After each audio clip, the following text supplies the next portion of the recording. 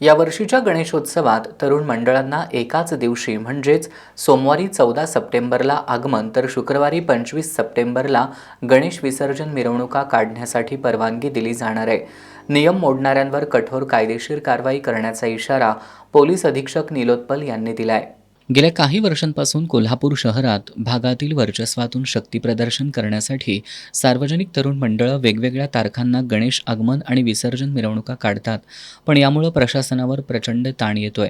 त्यामुळे यावर्षी सार्वजनिक गणेशोत्सव मंडळांना केवळ 14 सप्टेंबरला आगमन मिरवणुका तर 25 सप्टेंबरला विसर्जन मिरवणुका काढण्यासाठी परवानगी दिली जाणार आहे. या मिरवणुका या प्रशासनानं ठरवून दिलेल्या मार्गावरच काढता येणार आहेत. अन्य दिवशी गणेश आगमन आणि विसर्जन मिरवणुका काढता येणार नाहीत असा इशारा पोलीस अधीक्षक निलोत्पल यांनी दिलाय. उत्सवादरम्यान ड्रोनचा वापर करता येणार नाही. गणेशोत्सव निर्विघ्नपणे पार पाडण्यासाठी सराईत आणि रेकॉर्डवरील गुन्हेगारांवर प्रतिबंधात्मक कारवाई देखील करण्यात येणार आहे.